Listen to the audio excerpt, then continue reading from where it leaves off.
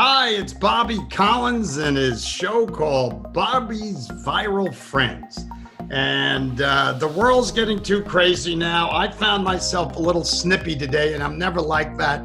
So it's building up. It's building up in me. And my wife pointed it out to me. So I want to see how my fellow comics feel about this. At first, I'd like to introduce an actress, a writer. She's been on The Tonight Show 9 times. She's beautiful. She's been on Curb Your Enthusiasm with our mutual friend, Larry David. She's one of the best female comedians that we have in our country.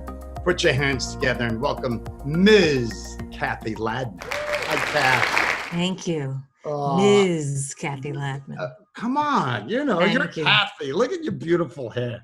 Also joining us, a man that, I got to tell you, this guy, he's been on, every time I turn on a television show in the past, Rescue Me with our mutual friend, Dennis Leary, Nurse Jackie with Edie Falco, which I want to ask him about. He's done a few movies, been on The Tonight Show, The Letterman Show. You know what? He's one of the finest comics performing, and welcome Mr. Adam Ferrara. Thank you. Emperor Adam Ferrara. Emperor Adam That's Ferrara. right. I want a title as well. Oh, God, look at Hi, this. Cathy. How are you with your beautiful hair? Thank you so much. You know what? I talk to a lot of comedians, and I got to tell you, I think 99% of comedians, we all get along. We have we're circus people, we're carny. We also have a certain relationship to each other. But I always I like the fact when we're together, comedians from New York, I feel most comfortable. And the three of us are. Right. Matter of fact, Adam's still got a 516 Long Island area code number. Oh my God. Wow. Yeah. I still got my apartment in the city, too. I just go back. My mom is still out there in Long Island. And Where on Long Island? way out east. She's in Mount Sinai. Oh, okay. Yeah, which is Old Testament, I believe. Yes. Hey, Cathy, check this out. He lives on my block here in Santa Monica Street. Yes. And he's a block away from my apartment on down in the village. Wow. You guys are following each The other. most time I've ever spent with Bobby one-to-one. Isn't that nuts? I saw you once going to the movies with a friend. Yeah, that was it. That was it. Where did we all start? How did we all meet, all of us? Cathy. I started in New York at Good Times. That was the first place I ever performed, and from there I had my eye on Catch a Rising Star, and that was Catching the Comic Strip were my clubs in New York. Really? Yeah. Remember Rico and his wife? What was? Oh my God, yes. I don't remember his wife's name. Oh. By the way, I want to ask you something. How did your wife tell you that you were being snippy? How did she present that to you? I was sorry to interrupt your train of thought. No, here, that's good that you asked. I was on the computer this morning, and she came over to me and she said something because yesterday her washing machine broke. So she said, her washing machine? Our washing machine. Okay. All right. Then. And my wife is so clean, Italian from Italy, that the local hospitals call us up to see if they can come over here and operate. So she asked me to go, I'm sorry it's long, but she asked me to go to Lowe's. She bought a washing machine for $1,000. Wow. I know. So they delivered it the next day.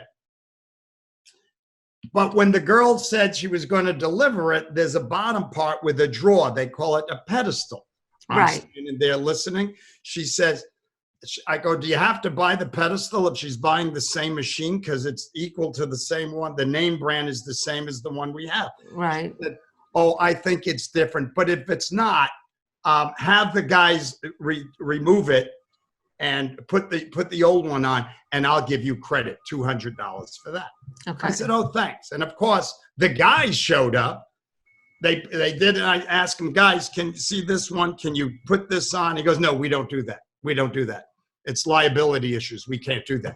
I said, but the girl said in the store, I'm sorry. So then when I was on the computer today, she came over to me and I said, looked up, I go, did you follow up on that thing with Lowe's with that one lady, that nice lady? And I was a little, I'm saying it nice to you guys. Right. So how did you say it? Recreate it, Bobby. I want to hear it. I went like this. By the way, did you call that lady up over at Lowe's and talk to her? And she was like, whoa. calm down, to hear how you just came at me, and like that. And that was my own insecurity about money. Right. Well, that was, but she said it in a good way. Oh, she did. She didn't attack you. That's great. No. Okay. I was just curious because communication is very difficult when you're married. It's very difficult.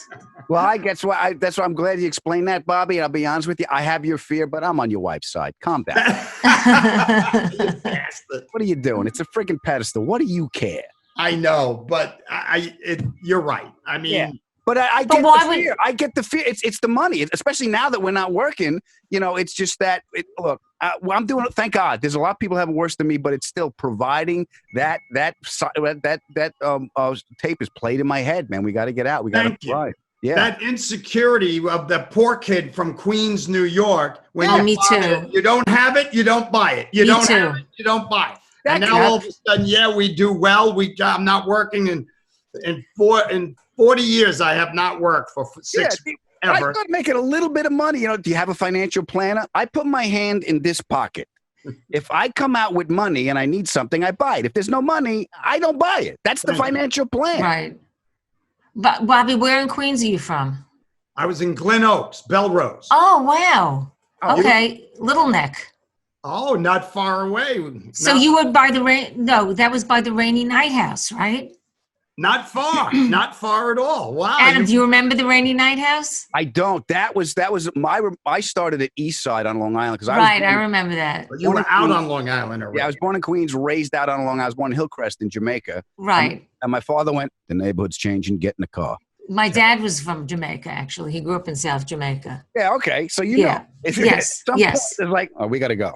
Yeah. And I went out to Long Island and I started at East Side. And I think, Cathy, I know I met Bobby. I think I met Bobby at Rascals, but I think I met you at Igby's out here. That's very possible. That's very possible. I don't think, because I had already moved out here in 85. Oh, yeah. I didn't start till 88. So. Right. Okay. I started in 81. Right. We all know. Do you remember the day you started? I started June 28th. July 13th, 1988. Would you stop it, both of you? July 18th at 3:30 in the afternoon. Yeah. And I can't even get a haircut. All the leaves are brown. Yeah. Look at you two. Yeah. You know why it's important, Bobby? Stop bitching at your wife for a washing machine. Nobody can get a haircut, Bobby. Nobody. You're not special. I look like a cross between Ringo and my mother. Look at it. She cut it the first week on me, and then she looked at me, and the two guys went like this. Hey, Bob, you look a little bit like Gumby. It doesn't look bad. It does not look bad at all. I wouldn't have noticed that.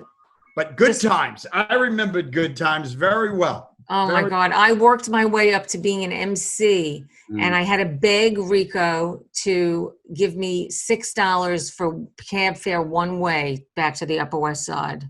Do you remember, what was the guy, what's his name? He died. God bless his heart. He had, George was his puppet. Otto and George. Otto and George. I was there the night, and I was the MC that night, where I brought up Otto and George. You guys like this story. I brought up Otto and George. He got up there. He was, Rico was sitting back with like one of his mafia friends. Yes. And he was drunk. And George is, hey, pal. And he had a goatee. He said, pal, why don't you shave that goatee? It looks like you give good blowjobs. And he's holding on, and the guy's just waving it off like, yeah. And then the guy says, you keep it up. I'm going to kill you. And Otto kept it up. The guy got up, jumped up, took a knife out, and stabbed the dummy. That's how stupid he is. Oh, my God, he stabbed the dummy. About that. I always hated when ventriloquists would do that. They would, the dummy would say horrible things, and then they'd go, hey, we talked about this backstage. I told you not to talk like that to people. Yeah. They could hide behind that. Then going out, you worked on Long Island, didn't you? Or did you leave by that time, Kath? Well, I left in 85, but I didn't work that much at East Side. I think I worked a couple of times at East Side. That was when Rick Messina was at East Side, right? Right. And then he bought the Rainy Night House from Vic Suchman. Oh, wow. You remembered that. I do remember that, but I don't remember things from 2 days ago. I know. I'm like that too. I know. And I went to a doctor about it, and he said, Bobby, you're sharp. You're so used to having words, you people, you comedian, words to fill in. He goes, as you get older, that slows up. I go, yeah, but the other day I was on the stage and I forgot what I was saying. And I looked at the audience and I said, I need a bookmark. Anybody remember? You make fun, but oh. I know, it's pretty. I remember like when Groucho Marx late in his years, he used to work with index cards. Is that right? Yes. I don't know. I don't ever want to be doing stand up when I'm at that point. I just want to work again. When does that happen? When do we get out of the house? It's like you said, like Barbie, you were getting on your wife's nerves. I'm conscious of it as myself. So I go for every afternoon. I go for my Save My Marriage walk. I go out. Do you? I got to get out of the house. Because I got the ADD. I'm bouncing around here like a pinball. I go out and I've got my gloves. I got my mask, and I go to the Whole Foods here for the essentials. You wait online. You go in. Mm-hmm. Right. There's a guy in Whole Foods yesterday. He's FaceTiming his wife, and he snapped. I hear him in the cereal aisle. They don't have it, Laura. They don't have it. All right? It's a friggin' pandemic. Look, now you can see everything I can see, honey. It's like a Whole Foods in Havana. They don't have it. There's no organic bran flakes. You're going to have to push it out on your own. Hey, right. Yeah, but I got to get out of the house. I can't see. Look, thank God I got this little microphone set up in the garage so I can do this, still pump out my podcast and everything. So is that a virtual background behind you? No, this is a painting. This is actually right. It looks good. Yeah, this looks is great. Actually, see, it's Abbey Road Studios. Oh, Right. cool. I thought the wife kicked you out and you're on the front on the sidewalk. Yeah, I'm sitting on a stoop. No, I put this together before all this hit. So now, that's my backdrop now. That's great. I love it. Yeah, I got. What helps me with the anxiety is if I have structure in my day. Like I get up every morning. Right. I make the coffee. My mom's out in Long Island, so with time difference, I call my mother. Right. Good morning, Ma. I love you, and that's the end of my participation in the conversation. Right. She just goes, and it's always the same 3 beats. What she ate, who's dead, and what she's defrosting for tomorrow. So tomorrow, I know when I call and tell her I love her, I can open with the pork chop because I know that's what she closed with today. How old's your mom? She's somewhere in her 70s. I'm not doing. Wow, she's young. You're young. Yeah. My mom's 98. God bless you. My mom passed last year at 97. Wow. Same. So she was born in 22 also, like my mom. God, is that amazing? Yeah. And it's like my dad passed away, and I still like, even now with this stuff going around the house and like I found boxes of shit the other day that I brought with me because we got nothing to do. So I'm walking around the house, I'm trying to find stuff, I'm moving stuff around. Like I can finally clean out that closet. I found Cathy, I found boxes of shit from a college that I still had that I brought with me. Wow. Oh my God, I what got pictures fun. of my mom, pictures of my dad, and I was looking at all those things. Oh, this is so great. Yeah. See, this is a terrible thing that we're going through, but it really does afford us the time for certain things that we weren't able to do before. I mean, there's a stillness now that I think is valuable. Yeah. Nobody agrees with me? I Yes? do. I think God gave us all the time out. Right. Yes. And it was a little bit of self-reflection. And I've realized I've done nothing with my life. Right. Shut up. Get out of here. I found a box. You know my accomplishment is 53 notebooks full of dick jokes. This is handwritten, but dick jokes, not something nonetheless. Oh God, that's great. That's great. I can't believe how long we've been out here. Well, when did you move out here, Adam? I came out in 93, and then I got on a gig that shot in New York, so I went back in 98. What, Rescue Me? No, it was a show called The Job. It was a cop show that shot in New York, so I went back to do that.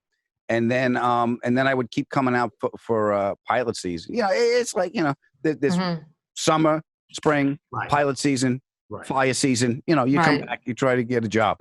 So I would go back and forth, and then I as The Job got canceled, I got on another show, and while I had a little money in my pocket, I bought my apartment in New York, the one across from. Oh, nice. That was the big selling point. I went, how much? He goes, well, you're in proximity to Bobby Collins. Yeah, right.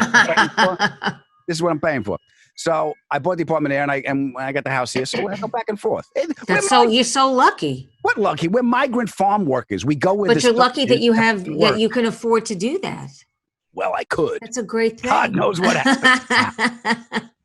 Apparently, washing machines are up to $1,000. I Thank can't you. And the pedestal is 200. I remember my mother used to pay for the pedestal. My mother used to do it on the rack, wash the clothes on the rack, and then hang it up with clothespins. These people don't know what it is anymore, these kids.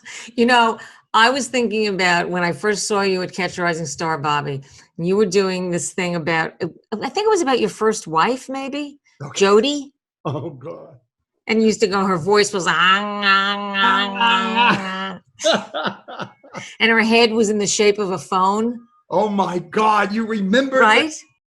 Yeah. Well, that was the first time I ever saw you, and you made me laugh so hard. Oh, and here's I think I was a fire monitor. I was a fire. Do you remember when Catch a Rising Star was they either had to put in sprinklers or hire fire monitors to sit in four places. So yes, a bunch of us went to Brooklyn to take this exam, and if you passed it, you'd get paid $25 to sit at a location in the club. And I used to bring my knitting with me. and then if I was going up on stage, somebody would sit instead, while I was on stage. It was, those were the best days. Oh, that's so funny. That's what a comic wants to look out and see, somebody knitting. I was in the dark. Right. Knitting in the dark. That's did Rick Newman make you wear a sash? You're the I'm good. Put this I'm an excellent knitter. I can knit by feel. That's how my mother processed grief. Like you said, your dad, my dad passed away, Bobby. So my mother processes grief by knitting. So I have more Afghans than Kabul. She just keeps going. Still to this day. Hey, Bobby, do you know somebody named Jerry Popkin? Yes, from Buffalo. From Buffalo? Did you go to Buffalo? Yes, I went to the University of Buffalo. Right. So he went there too. He's my brother-in-law's brother, and I think he knew you then. Oh, okay. Not well, but he knew you, and he said you were very funny then. Still stay in contact from UB. They called it UB back then. That's right. That's right. Because all the kids from Long Island and the city would go up there. I went to Albany. Albany. Similar demographic. Yes. Nice. I love Albany. I went to Marist College, but Albany is one of my favorite places, and I'll tell you why. We used to vacation at Lake George, New York. We would drive. Oh, unbelievable. Yeah, we would drive from Long Island to Lake George, and my he's pulling a boat. You ever see Italians pull a boat? He's pulling a boat in a Cadillac. I'm not making it up. He's pulling a boat with a boat. Yeah, he's pulling a boat with a boat. So we're heading up the thruway, and I love Albany because we would leave in the middle of the night so we wouldn't hit traffic. And as we're going through the Bronx, my father would always say, "We are not peeing till Albany." Right. Oh, there's your love of Albany. So well. Right there. They wouldn't stop to pee. And that's another thing. We were driving somewhere with the wife, and she hit me with, "Bobby, I want to stop off and get some coffee." "Honey, we got to keep going. You got to keep." Mm-hmm. That's how we were brought up. Keep going. Yeah. Keep going. You start, you finish. We got to make time. We're going to grandma's. That's the thing. My father's whole goal in life was to beat traffic. That's all the man wanted to do. And on Long Island, there's never not traffic. Oh, my God. Now there's not. Merry Christmas. I kiss you, Grandma. Open the gifts in the car. Come on, we're going to beat traffic. I know. My father would tell my mother when they arrived that he would say, "Start saying your goodbyes." Yeah. I remember we moved from Queens to Long Island, New Hyde Park. Right. And I remember we used to go to, which I thought was great, Jones Beach, West End 2. Oh, West End 2 is the remember, best. That was the hit beach. You park your car, you walk 43 fucking miles. Exactly. Huge beach. Seagulls packed a lunch in a thermos. Mm-hmm. Remember? And you'd walk by the Jewish girls, and they'd be over there. "Come on, we got to move the blanket. The sun shines." That's right. And in your head, you're going, "The sun's 98,000 million miles from Earth. 2 feet ain't going to make a fucking difference." Yeah. Reflectors. With our reflectors. Remember reflectors? Oh, my God. Baby oil and reflectors. And then we moved on to Bain de Soleil. That orange. And we ended up with skin cancer. Exactly. We didn't know. Yep. We didn't know. Oh my God. Nice and crispy. And then I moved back into Manhattan after college because. Where did you live in Manhattan? Downtown? I still lived there. Right near. Still, okay. I was on the Upper West Side. I remember I rented, that was when I rented an apartment for $550 a month. And jeez, in New York City? And Manhattan. 38 years ago. I was going to say, where did you tie up your horse? And I was right. And I was holding my luggage. Remember when the guy left and I had to give him $500 to get in? And when he left, occupancy was 90%. So once he left, you put your stuff in, you're in. Wow. And 2 years later, somebody knocked on the door and they said, hey, we're making this building a co-op. And I said, what is that? And they said, well, the inside price is $58,000. The outside price is $97,000. I was like, I'm making $15 a night over at Catch a Rising Star for a set. I remember going to my dad and saying, hey, Dad, a lot of my Jewish friends, their families or the parents are buying them these apartments in my building. He goes, that's really good for them. Put on a suit, go to your local bank, ask for a mortgage. Okay. And I did. And you got a mortgage? Yeah, I got a mortgage. And with what you were making then? Well, wow. I was working during the day at Calvin Klein. Oh, okay. All right. So I was making a salary. Right. And it looked good. And then the lady who was the manager, she said, I would never normally give you a mortgage, Bobby, because I would friendly with her and we would laugh. Right. She said, but I know when you go into your box, you put in some cash a lot. That's all we had. Because I had to pay the rent. Right. That's nice. The bank lady is stalking you, and so right. $58,000. That's unbelievable. And that's unbelievable. I held on to it for 5 years, and then I rented it out. I rented it out for $650, $100 more. Wow. And I moved to Brooklyn, Cobble Hill, Brooklyn. Nice. And I got a 2-bedroom, 2-bath living room in a brownstone, 3rd floor in a brownstone for $600. Jesus. And it was only a 20-minute ride. And I rented that out and then I eventually moved back in after. Right. That's so great. Well, I don't have a great story like that at all. I mean, but Adam, my first apartment in New York was $259 a month. I believe. See? Jesus. Where was that? Now, let me ask you something. Did you? It was on set. Say it again. Did you celebrate when Lucky Lindy made it? No, that Nazi. Anyway, Who's that? Lindbergh. Charles Lindbergh. Hey, a Lindbergh joke. But it was 1970. It was 1978 on West 75th Street it was right around the corner from Fairway between Broadway and West End. Wow. Yeah, it was not a good apartment though. I got out of that one fast. All right, so 78. So 78 in the city, you got not a great place to live. Right. And you got you got uptown, like on 54th, you got disco, and downtown you got punk coming out of CBGB's. At that point in the year, where did you fit in? I didn't fit into any of that. I didn't know. I actually had a really hard time at that point in my life. I was battling anorexia. Right. So I didn't manage to stay in the city. I moved back in with my parents. And then when I finally did move back out again, I ended up on 84th and West End. And that was really when I started stand-up. Okay. Wow. Because that's all I wanted to do. Was be a comedian. First of all, good for you for taking care of yourself. Right. And it's like you found something you love. Let me ask you this. Did stand-up help you battle whatever it is you had to battle in your life?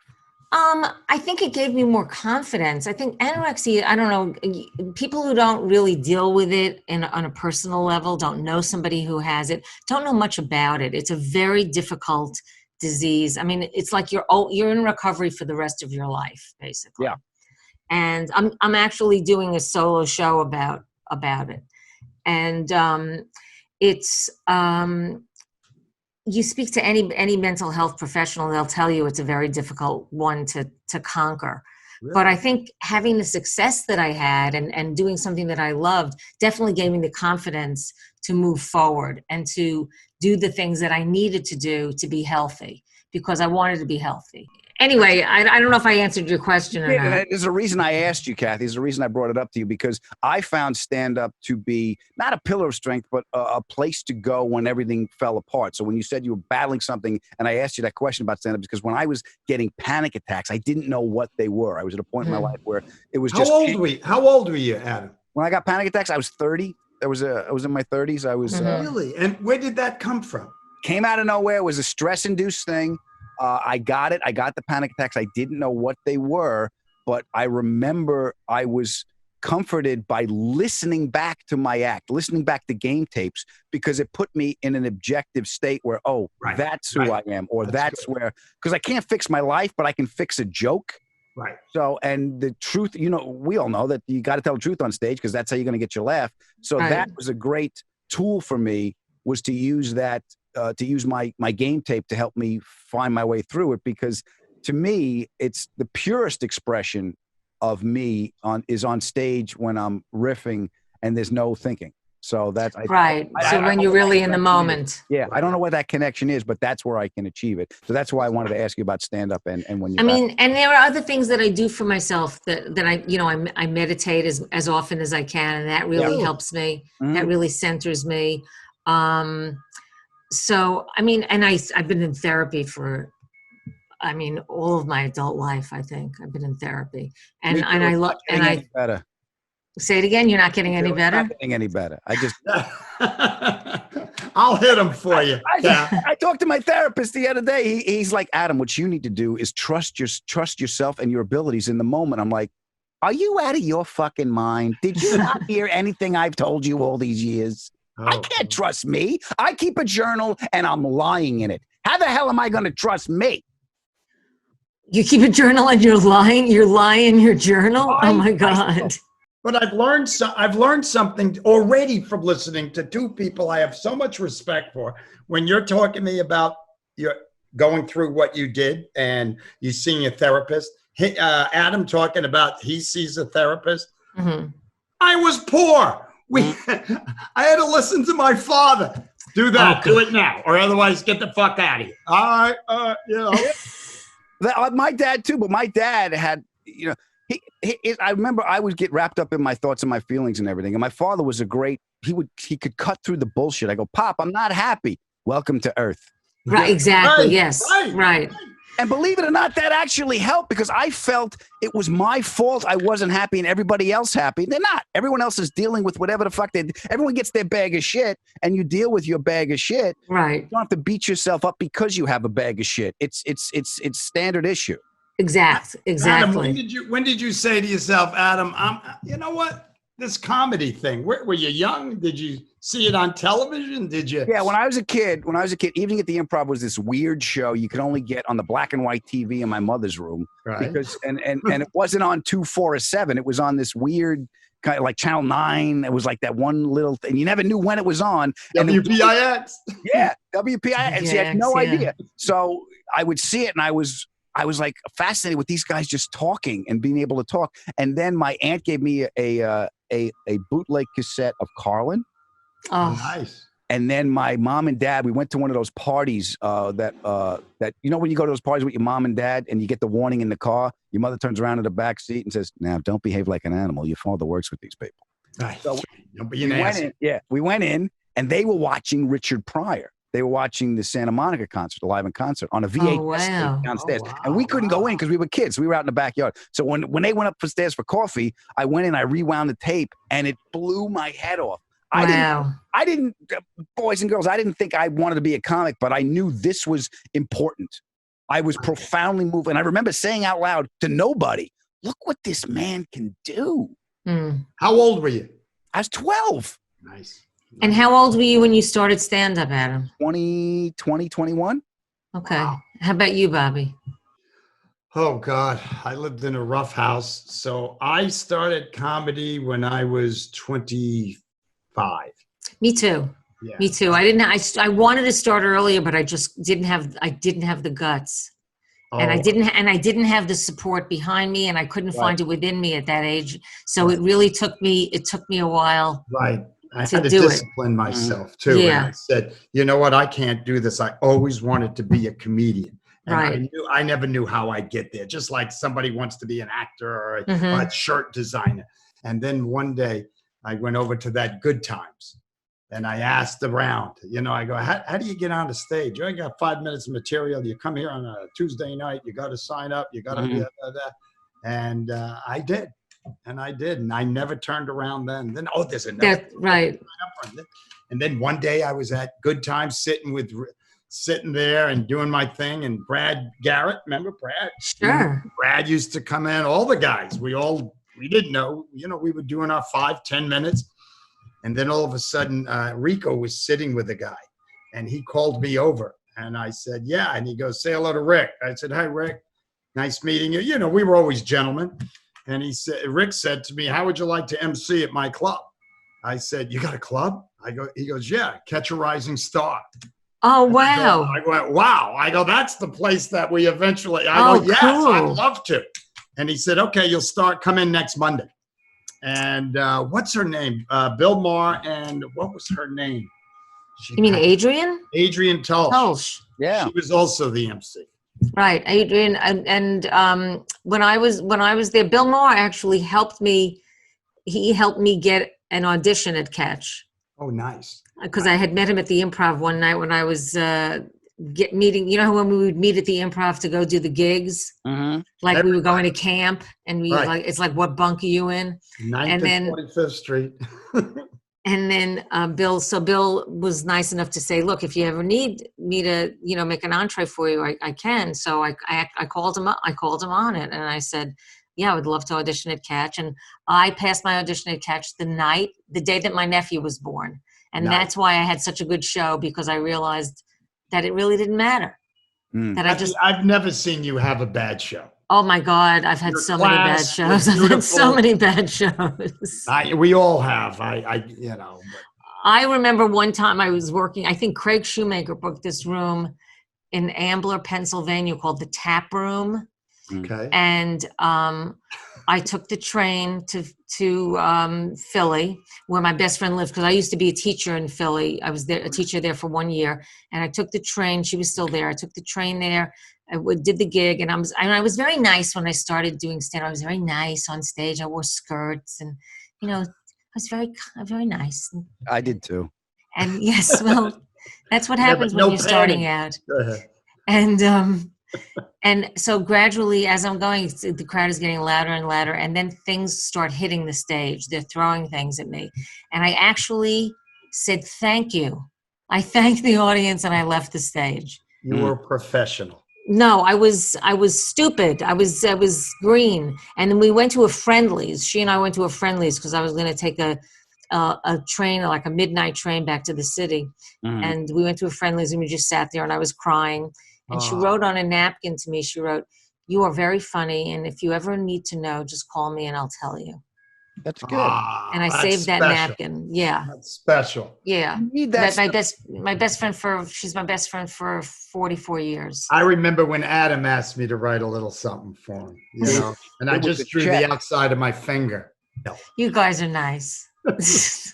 But you need let me ask you this. Do you find, if you're aware enough, do you find that you will find those answers and you will find those support systems and those little things that keep you going? Yes. I never really realized that until like all this hit, when I realized what's around me, like now that I'm spending time at the house with my wife, I see how hard she works. I see how much she supports me in everything we do. She works on the podcast with me. So I'm like the Grinch at the end of How the Grinch Stole Christmas, where his heart grows 10 sizes too small. So my heart's growing 10 sizes because I realize how lucky I am. And then I realize with that gratitude comes the vulnerability, and there's a virus at the door, and I'm terrified. So that's where I am right now. That's it. Oh, I hear you. That's the paradoxical nature of my existence. Thanks for having me on, Bobby. I know. My concern, and just from that, I have a little special needs daughter. Yeah. Right. How old is she now? She's 26. Right. But to see her, I said to Jill I go, from looking at her, how old are you? Because she's real little. And I go, how old would you think she looks like? She goes, Bobby, she looks 10. I go, but with everything that's going on, and I was very mellow, she's my protection. I want to protect her and put my arms around, make sure, have you cleaned? Are you, no, wear a mask. No, we can't. It's Madison, it's Maddie. And it gives you, for me, Bobby, and I don't know if you're the same, Kathy, I need something to fight for. You need a purpose. You need a purpose. Yeah, right. I gotta keep the queen. I will live in service of the queen, make her life better, and that's how I feel better. And I think I got it from my father. This was the thing about the money, going back to the thing, Bobby. Right. About the money and providing. My father told me a long time ago, who was still my hero, but he said, listen, my job is to give you a better life than the one I had. So pay attention because I'm tired and I'm running out of money. Yeah, all the dads were interchangeable. Oh God, my father used to say to me, "I want to see you sweat for $1." Yeah, I know. But that's one of the things I learned in meditation. The first thing I learned, Cathy, since you brought it up, was when you get off focus or when you drift back into thought. I learned, all right, just get back on a horse. Take it easy on yourself for being there. That was the first thing I learned, was to take it easy on myself when I got off focus, for lack of a better word.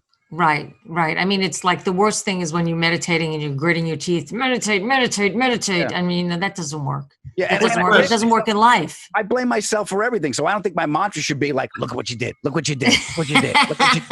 Adam, how long you been married now? 12, 13 years, something like that. What was that? Because I remember you from New York and us running, and you coming in and out of the building. You were seeing somebody in my building or something. I don't remember. Wandering around, yeah, but I've been with my wife.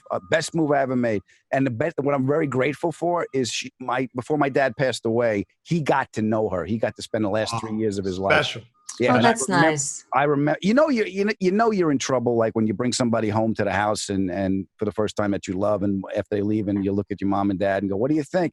As long as you're happy, right? That's when you know you're in trouble. So. My father got to know my wife, and I remember the first time I took him to chemo. I sat with him for everything. So I sat there, I brought the movies, I made him laugh while it was all going on. And as they're hooking him up, the lady leaves. I look at my pop and I said, "Pop, I'm going to marry Alex." And he said, "If you don't, I will." Oh, that was great. That's so nice. Did you meet her in California or New York? I actually met her on Long Island, but she was there. We worked on this project on Long Island together, but we didn't get together till out here. Okay. Again out here. It was funny. I was staying at, you guys know Jack Kenny? Sure, I know Jack. Yeah, I'm very good friends with Jack. Jack and Mike's house when they lived up on Glendale. Oh, yes. Greek Theater. So I was sitting during pilot season, and I called him up and I said, "Jack, listen, I invited Alex to come over because she had a script that she wanted me to read and blah, blah, blah." So I said, "Is it, what's the rules? Can I have a girl over the house?" And Jack goes, "Honey, tell her it's your house." And I was like, how am I going to explain the pictures of all the gay men in the theater memorabilia? How's that going to work in my face? Ask question. I got one thing. I just heard you both talk about meditation. Somebody asked me just recently, she goes, "Bobby, you get sometimes a little," I go, "because this whole virus thing, my daughter, this, that, I'm not working, money, that." He goes, "Why don't you meditate?" And I was like, "Really? I mean, how do you meditate? I don't know. Do you go online and how long does it take?" You start short. You start with a 3-minute meditation. You can go online and there are courses, there are apps you can get. Like I use Insight Timer is the one I like to use. Okay. Insight Timer. And they have guided meditations on there, or you can just concentrate on your breathing. Just breathe in. How long does it take, Kat? I mean, how long is a session? You mean to meditate? And like I said, you can meditate for 3 minutes. You can meditate for an hour. But you start short. You start with a small one, and you inhale through your nose to the count of 3. You pause. You exhale to the count of 4. Interesting. And you just do that again and do again it every and day? Again. My goal is to do it every day, and there are days that my mornings are just so busy that I can't get up that early. Adam, you do it every day? Yeah, every day. I get up. I'm up to like a half hour, 20 minutes or something. But I make time for it because I've learned that loss of structure triggers my anxiety. So I got to build structure into my life. And when we're on the road, there is a structure to the day on the road, even if it's a travel day. You're going to do X. Right, you get up at 6 o'clock. You're doing press. You get an energy spike from 6 a.m. to 10 a.m. Then you tell yourself, "I'm going to go home and write and work out." So after you wake up from your nap, and you don't do that, then you take your time by meditating. But since I've been home, as I get up in the morning, make the coffee, call my mother. I put the coffee in the travel mug next to my wife's bed because she's still going to be asleep, so it'll be hot when she wakes up. And that's so sweet. And that's when I go and do my meditation. I've cared for the queen. When she wakes, her coffee will be there, and now I have to do the meditation. So I'm a better person for the day and for the people I love. And then at night, I've done this. I take a shower now before I go to bed because that's the end of the day. So then once I have those two pillars, you find stuff in the, like, because I'm doing my podcast from my house, I do interviews from 2 to 4. So I'll do that, and then I'll have dinner, then I'll edit for a couple hours, and then, I go to bed. So that's how I structure my day. I don't think I was on your podcast. I don't think I was invited. Well, we're up to you, Bobby. You just can't start off with a Bobby Collins. I've got to be able to send out the guest list. Look at us. I got to tell you, I've done this about 7 times now. And with George Wallace, I feel most comfortable talking to people from New York, comics that I've known as well. And then now I think it's quite ironic that we all live here in Santa Monica now. I know. Isn't that is coincidental? What is that? I love it. I don't know, but anyone who wants to help me with the property taxes, my hands are wide open. Frightening, isn't it? Frightening. I'm sorry. I thought I owned this place. Well, no, you have a partner. Right. Hello, the government. Yeah, but I'm still amazed how we were brought up. People still around the country and even out here believe in government. We were never brought up to, you know what I'm saying? I never got into the. Just survival was a noble fight. I never had, it was just to provide for your family, to get a code, a nonviolent code of conduct and acceptance, and to be able to put food on the table and do the best you can with the purest intention. That's a fucking life for me, man. It was very simple. It was very simple. We never went out for dinner. We never went out for dinner. Now, it's part of our lifestyles. We go out. Actually did. We went to 2 places. Where'd you go? Mario's or Joy Wah. Right. Chinese food on Joy Sunday. Wah. And I remember the check at Joy Wah when we went out when I was little was $11 and change for 5 people. We used to go either a big night was the Sun Ming. Right. Yes. And you would go and you were allowed to get a Shirley Temple with an umbrella in it. And you would see the paper placemat that had the menu on one side and the exotic drinks on the other. Yes. A Singapore sling. What is that? We never went out. I was talking to one of my brothers. I said, "Do you remember ever us going?" And Mom cooked every night. I go, "Wasn't she a bad cook? Terrible." Yeah. And I go, "These other kids, even the Jewish kids, used to eat out on Chinese food. It's Sunday. It's Chinks." We didn't eat out that often. But it was a very special thing, and it had to be. It had to be for my dad. It had to be my dad's idea. So if we wanted a pizza, my mom would say, "Call Daddy at work," and just kind of bring up the idea, bring up the topic of pizza. It was like she was teaching us how to manipulate my dad into thinking that it was his idea to bring it home. And that's how we learned how to communicate. It was very, very sad. All right, now I'm going to go show business only because I wanted to know because I have respect and how Adam, how was working with Edie Falco? Oh. Sweetest kid. She's from Northport. She's from Long Island. I didn't know that. Yeah, from Northport. Because to me, I always felt something about, and I said, and then I saw that Billboards, a movie she did. Yeah. She's so sweet and just so open and generous. And I'll tell you the story. I was so terrified because our first kiss scene, right? So it was just me and her. It was at this little place in Queens. It was a night shoot, right? So it was a little crew, it was an intimate set, and I'm terrified my breath is going to be bad. So I'm nervously eating an entire box of Altoids. Right. It's more like nerves than anything. I'm chewing an entire box. We're in the van. We're riding together. The moment comes up, we got to go through rehearsal. Then the kiss scene has to happen, and I realized they were cinnamon. So my mouth is numb. Oh my God. I'm like, she's going to think I kiss like a fish. But she couldn't have been nicer. She couldn't have been more kind. I'll tell you the story. There's a diner scene. I forget what season it was, but there's a diner scene, and it was pretty early on. And she used to chew gum furiously. And she tells this story on my podcast. She used to chew gum furiously. And she gave me a piece of gum. We were walking from the trailers. So I'm chewing, and I got a bridge on this side of my mouth, and the gum pulled the bridge out. We're in the middle of the scene. I'm sitting, we're all mic'd up. So she covers her mic, and I'm trying to put it back in my tongue, right? And she covers her mic. She goes, "Did your bridge just fall out?" I went, Yeah, Falco. She goes, I was gluing mine in for years before I got Soprano money. Are you okay? I'm like, yeah. Oh my God. Yeah. How many seasons were you on that show? I did 2 years on that show. That's so great. Yeah, it was so much fun. And I was only supposed to do an arc, but they liked me and they liked where the story was going. So that was so great. And it was great because I was supposed to be in the and this is the other thing about meditation would have taught me. I'm sorry to go back to it, Cathy, but I want to impress upon Bobby the benefits of it because he's screaming over a friggin' washing machine. Yes. He needs help. I was supposed to do the last season, right? And I was in it. The last episode we shot, there's a story where our characters go on, even though we broke up, our kids, there's a beat at the wedding that we shot. That airs. That beat's not in there. It cut out. I look at my wife. I go, I'm not coming back. You're so negative. You're so negative. Because negative. I go, nah. That's the only reason. It ain't they cut it for time. It's a cable show. I ain't coming back. Right.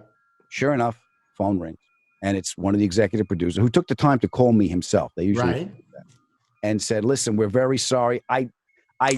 Before he finishes the sentence, I knew what it was. I went, I had a fucking blast. I thanked him, and I thanked him for being there. And he says, if you two end up together, then the show isn't about Nurse Jackie. It's about you two. And it was a decision. I go, I was only supposed to be there for like 3-4 episodes. I did 2 years. But because of meditation, I got to look at that for what it was. Mm-hmm. I didn't look at it as the story I was telling myself. Like, how could they That's good. That's really good. Then I turn on television and I watch those stupid Law and Order, Chicago PD, CSI. And who do I see? Cathy. There you go. Oh, right. And other different shows. And I look and I go, Cathy Ladman, look at her. And you are always wonderful, sweetheart. I love doing it. I really have so much fun. I would love to have something like a real character arc that I get to do. And I've never had that. Me neither. I've asked to do little parts in movies and I do little things and I've done them with Dustin Hoffman, this, that. But no one ever came over to me except Otto and George. And he said, hey, I saw your little part in this movie. I go, did you? Why would you even watch a movie like that? You know? But doesn't it feel good when something we do reaches people? And yes. I'm going back to my podcast, and I get the emails I get from the people on the front line, the healthcare workers. I still get first responders from Rescue Me. I still get a bunch of gearheads from Top Gear and stuff. But the fact that someone says, thank you for doing what we do, that just it puts, for me anyway, it puts a nobility of service to 53 notebooks full of dick jokes, you know? Yes. Yes. Hey guys, I want to thank you. I mean, this made me, I've learned something through you two. I appreciate not only your humor, but your friendship. And it's something about comics. Whenever you see each other, it's like, hey, what's going on, Cathy? Hey, Cat, you look great, Cat. Hey, Adam, what happened to your hair over here? You know what I mean? We feel comfortable. We're in a green room. We bullshit. We laugh. We care for each other. It's not like that out there a lot. We have it with our friends. One thing I found is, like, if you're out, especially in some kind of professional function out here, TV, movies, whatever it is, if you go to one of those gatherings, one of those parties, if there's a comic and another comic, we're in the corner huddling together. Right. We find each other. Yeah, I always considered it like when we were a kid, we used to play tag. There was some kid on home base like, electricity! Remember? Electricity! Hey, guys, this to me, I needed this. I needed it. So I want to thank you for coming. And not only just being guests, I just like feeling very comfortable with people. One I've known over 20 years, 30 years, and it's just made me feel very comfortable. So thank you, Adam. You're the best. Cathy Ladman, you've always been the class. Adam, how can people reach you? Go see you, your podcast, your this, what? Yeah, at Adam Ferrara, Facebook, Instagram, and Twitter. The podcast called the Adam Ferrara Podcast, 30 Minutes You'll Never Get Back. Upcoming guests include, I just spoke to Joe Buck, which was a lot of fun if you're a sports fan. Tony Kornheiser, if you're another sports fan. I've also had Jay Leno, Kevin James, Edie Falco, Steve Shariffa, Jeff Ross. It's a lot of fun. So come by and check it out, the Adam Ferrara Podcast. And I would love to know where I can get a hold of Cathy Ladman. Cathy, how can we get in touch with you? You can get in touch with me on Twitter at Cathy Ladman, Facebook Cathy Ladman. It's always Cathy Ladman, CathyLadman.com. It's actually my Instagram is at Cathy Ladman, is Cathy Ladman 1 because I made a mistake. So that's the only one that has a 1 at the end. And I could not figure out how to get rid of that other account. And I'm supposed to be doing my solo show in New York in October, but I don't know if it's going to happen. It's called Does This Show Make Me Look Fat? And I hope it happens then. If it doesn't happen then, it will happen sometime soon. And you can follow me online at BobbyCollins.com and the Bobby Collins on Instagram. And if you haven't already, please subscribe to Bobby's Viral Friends on Spotify, iTunes, or Google Play. Or if you're watching us on YouTube, please subscribe to the channel. Thank you so much. And again, thank you so much to you guys.